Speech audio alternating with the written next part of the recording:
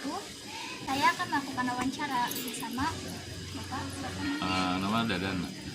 Dadan. Pak Dadan, Iya. sama dengan Pak Dadan mengenai sejarah singkat dari kura-kura Belawa ini.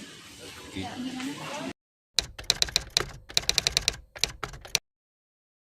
Wisata Kura-Kura Belawa ini mungkin keberadaannya udah sangat lama, semenjak mungkin ada masyarakat di sini. Mungkin Kura-Kura Belawa ada, bahkan orang tua kami dulu juga nggak tahu kapan mulai adanya. Dan kalau disebut keberadaannya ini mungkin semenjak ada peradaban manusia yang ada di Belawa ini, mungkin nggak ada data yang valid tentang mulai kapan ada kura-kura Belawa di sini. Jadi kami nih yang muda, kalau dibilang udah dari dulunya udah ada di sini gitu, seperti itu.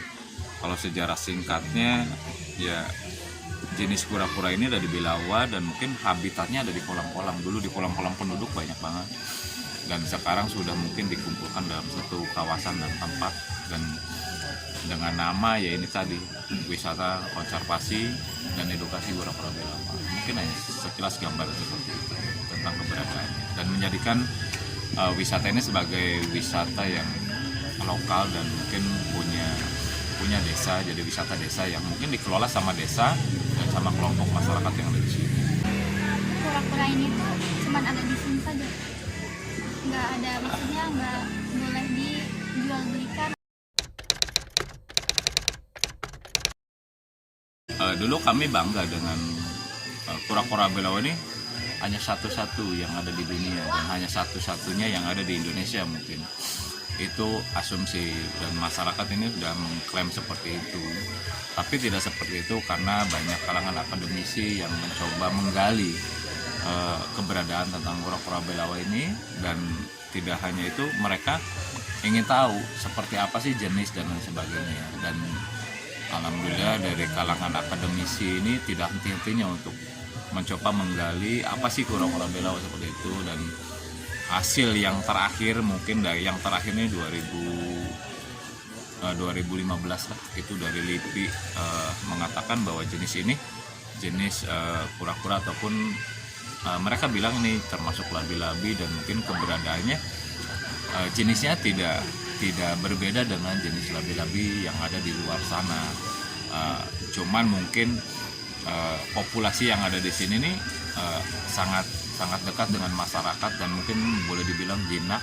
Dan kalau jenis ini mungkin di daerah Sumatera, Kalimantan ada. Dan kami juga tidak henti untuk apa sih yang namanya kura-kura Belawa dan labi-labi ini, sejauh mana tentang hukum dan lain sebagainya. Dan mungkin jenis seperti ini termasuk yang jenis sudah langka ya di alam ini. Dan kalau dari status yang kami punya dari dinas terkait ini udah masuk Apendik 2 CITES seperti itu.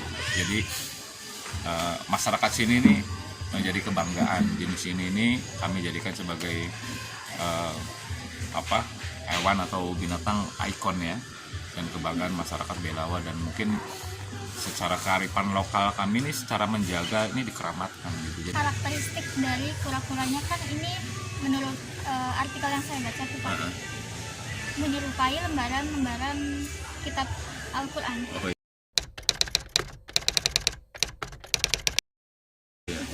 Oh, seperti ini. Saya hanya meluruskan aja, dan itu pun hasil kami sebagai pengelola di sini terus mempelajari seperti apa sih sejarah dan lain sebagainya.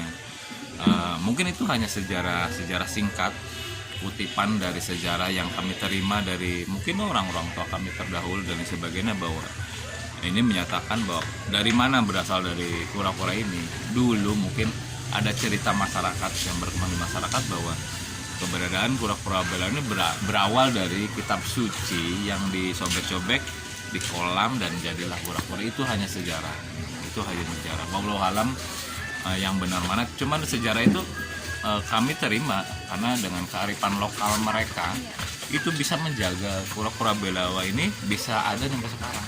Bayangkan kalau tidak ada kearifan lokal, mungkin sudah punah, udah diburu orang, dikonsumsi dan sebagainya. Itu yang menjaga, dan salah satu yang menjaga itu tadi kearifan lokal, dan mungkin jenis ini dikeramatkan bagi warga Belawa.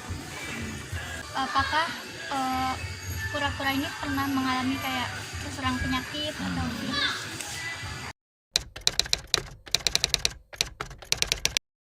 Dua 2010 ini kematian massal dengan hampir memusnahkan semua kura-kura yang ada di sini. 2010 nih hampir mematikan semua yang ada di sini. Kurang lebih ada 300 ekor dulu yang mati dan ada menyisakan ini beberapa ekor. Kalau nggak salah 13 ekor.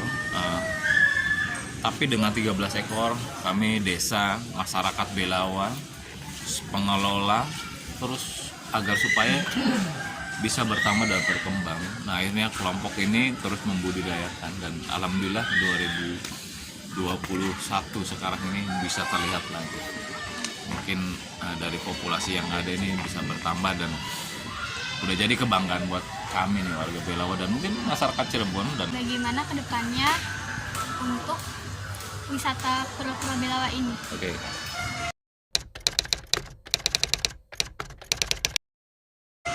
Kami di pemerintahan desa dan berbarengan dengan kelompok pengelola dan semua masyarakat Belawa yang ada di Belawa dan mungkin yang mereka masyarakat Belawa yang ada di luar ini sangat mensupport agar kura-kura Belawa ini tetap lestari, tidak punah gitu. Jadi mereka saling mendukung dan mereka saling mensupport agar supaya jenis ini tidak langka dan tidak punah.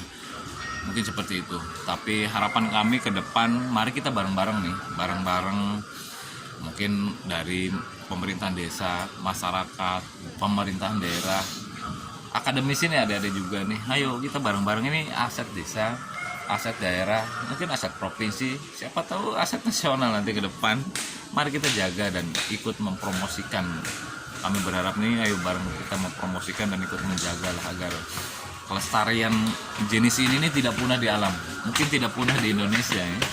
Mungkin tidak punah di Indonesia dan harapan lagi ke depan kami sebagai pengelola ingin menularkan ilmu dan teknik barangkali budidaya dan sebagainya ke adik-adik masyarakat sini juga untuk meneruskan langkah kami untuk melestarikan dan membudidayakan ini, karena mungkin siapa lagi kalau bukan kita. Mari kita bareng-bareng seperti ini. Begitu aja. Baik, terima kasih Bapak Dadan atas wawancaranya.